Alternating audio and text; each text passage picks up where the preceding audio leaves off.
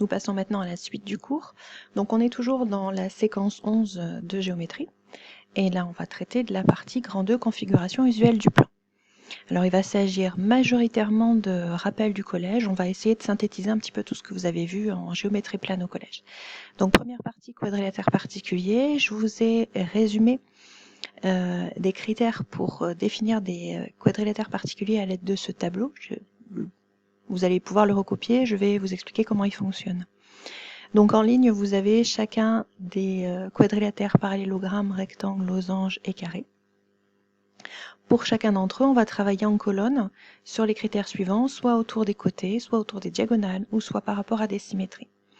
Par exemple, un parallélogramme, c'est un quadrilatère qui a les côtés AB et DC parallèles et aussi les côtés AD et BC.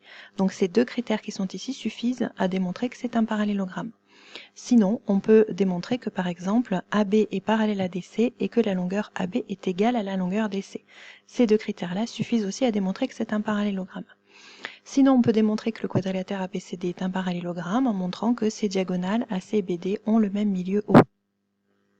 Ou alors, on peut démontrer que ABCD est un parallélogramme en montrant que O est le centre de symétrie de ce quadrilatère.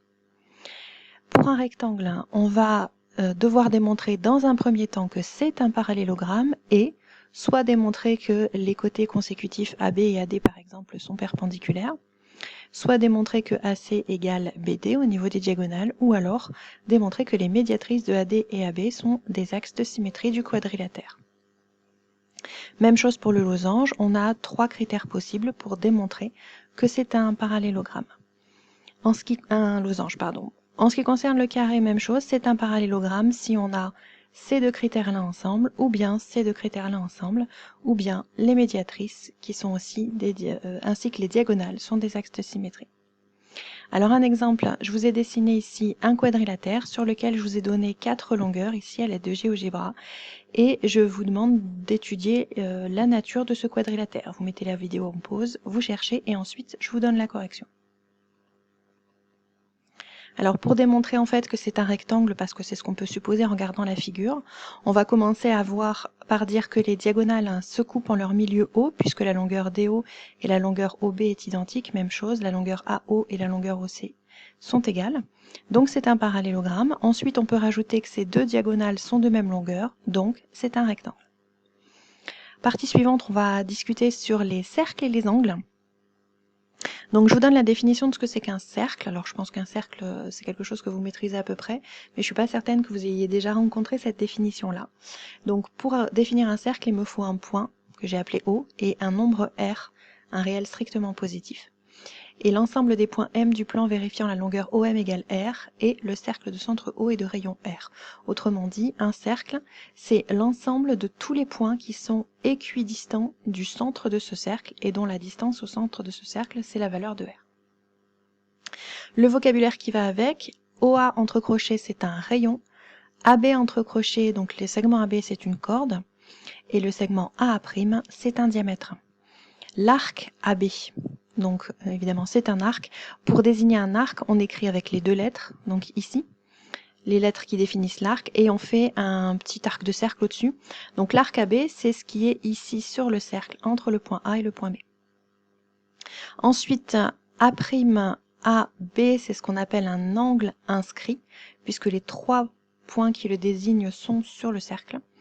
Et puis si je regarde BOA, c'est un angle au centre, puisque le sommet de cet angle, entre guillemets, c'est le centre du cercle. Alors par exemple, on va dire que l'angle inscrit BAA' intercepte l'arc A'B qui est ici. Alors propriété, lorsqu'un angle inscrit et un angle au centre interceptent le même arc, alors ces angles sont, l'angle au centre, est 2 fois plus grand que l'angle inscrit. Par exemple, ici sur la figure, vous avez l'angle BAC qui est un angle inscrit qui intercepte l'arc BC, et vous avez aussi l'angle au centre BOC qui intercepte le même arc BC. Ça veut dire que l'angle BOC est égal à 2 fois l'angle BAC. Une autre propriété, lorsque deux angles inscrits interceptent le même arc, ils sont de même mesure.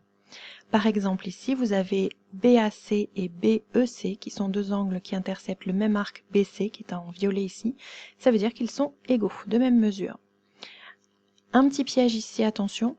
Sur l'image ci-contre, c'est l'angle BAC qui est dessiné en bleu, qui intercepte le même arc que l'angle BOC, mais qui est dessiné en rouge. L'angle BOC qui serait ici à l'intérieur, il intercepterait l'arc BC qui est ici de ce côté-là. Donc attention aux arcs, on est d'un côté ou de l'autre sur le cercle. Alors, la première nouveauté ici, la tangente. Qu'est-ce qu'on appelle la tangente à un cercle C en un point M? Eh bien, ça va être cette droite T ici, qui passe par le point M et qui est perpendiculaire au rayon OM ici. Elle coupe le cercle en un seul point M. On s'arrête là pour le cours. Voici l'exercice 5 de cette séquence qui est à chercher pour mercredi.